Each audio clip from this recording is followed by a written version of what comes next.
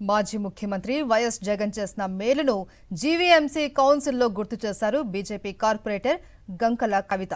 యాదవ సామాజిక వర్గానికి వైఎస్ జగన్ స్థలం కేటాయించి మంచి చేశారు అని చెప్పారు. పార్టీ ఏదైనా వైఎస్ జగన్ చేసిన మంచిని చెప్పాల్సిందే అన్నారు బీజేపీ కార్పొరేటర్ గంకల కవిత. మాజీ సీఎం వైఎస్ జగన్ ఇచ్చిన ఆ స్థలాన్ని ఇప్పుడు మారుస్తామంటే ఊరుకోమన్నారు. ట్రాన్స్ఫర్ చేశారు అంటే ఆ భూమి నుంచి ఈ భూమి ఇస్తున్నారా లేదా అది తీసుకొని ఇది ఇస్తున్నారా అంటే రోడ్డు పక్కన మాకు పేరేమైనా వచ్చేస్తుందనా అంటే యాదవ సామాజిక వర్గం అని అందరికి కనబడుతుందనా సందులో ఇచ్చారు. సార్ ఇప్పుడు నిజానికి చెప్పాలంటే ఒక్క నిమిషం మా సామాజిక వర్గాన్ని గుర్తింపించారంటే అది వైసీపీ ప్రభుత్వంలో ఇచ్చారు.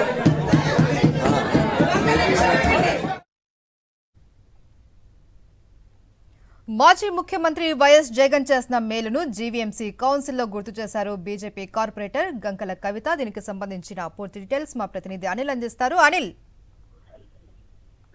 వైఎస్ జగన్ ముఖ్యమంత్రిగా ఉన్నప్పుడు విశాఖపట్నంలోని యాదవులకు 50 సెంట్ల స్థలాన్ని కేటాయించారు. కులపరమైనటువంటి ఏవైతే అవసరాలు ఉంటాయో అవసరాలతో పాటు ఒక గొప్ప కమ్యూనిటీ హాల్, బిజినెస్ సెంటర్ నిర్మాణం చేపట్టేందుకు ఆ స్థలాన్ని కేటాయించడం జరిగింది. అయితే ఈ రోజు జీవీఎంసీలో జరిగినటువంటి కౌన్సిల్ సమావేశంలో వైఎస్ జగన్ చేసిన మంచి కోసం కార్పొరేటర్లంతా కూడా చర్చించుకున్నారు.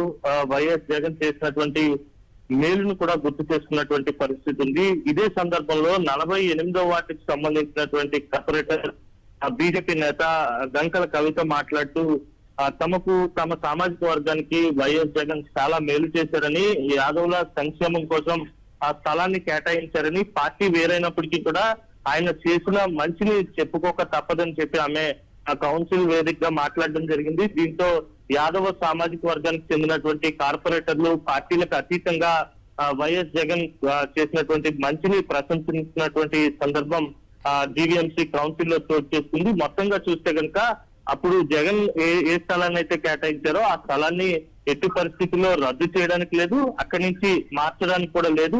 అదే స్థలం యాదవ్ సామాజిక వర్గ సంక్షేమానికి ఆ స్థలాన్ని కేటాయించారు వైఎస్ జగన్ కనుక అదే స్థలాన్ని కొనసాగించాలని ఆమె డిమాండ్ చేశారు. ఆ స్థలాన్ని రద్దు చేస్తే కనుక ఆ కేటాయింపుని రద్దు చేయడమో లేకపోతే స్థలాన్ని వేరే చోటకి మార్చడమో చేస్తే కనుక ఊరుకునేది లేదని కూడా ఆమె కౌన్సిల్ వేదికగా తేల్చి చెప్పడం జరిగింది. ఏదేమైనప్పటికీ కూడా మరోసారి యాదవుల సంఖ్యకి వైఎస్ జగన్ చేసినటువంటి మేలుని జీవీఎంసీ కౌన్సిల్ సమావేశం వేదికగా కార్పొరేటర్లు అంతా కూడా చర్చించుకున్నారు, హర్షాన్ని వ్యక్తం చేశారు. Right, thank you Anil.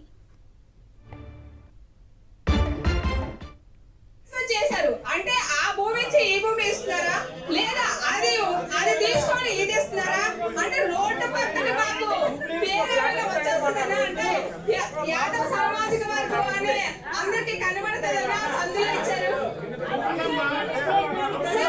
Sir ఇప్పుడు నిజానికి చెప్పాలంటే